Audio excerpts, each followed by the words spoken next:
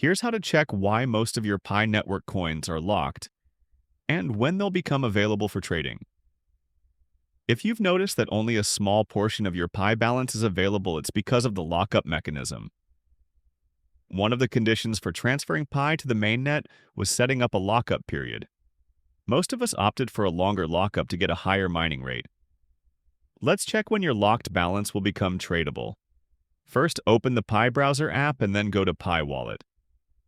Use your passphrase or fingerprint to log in. Once inside, tap on the Lockup's icon. In the Active Lockup section, you'll see the amount of Pi that's currently locked. Tap on it to get more details. You'll now see the transaction details. Scroll down and look for the Lock Until section at the bottom. This is the date when your locked amount will become tradable. For example, my Pi balance is locked until December 2nd, 2025, because I chose a 1-year lockup period, and that's it.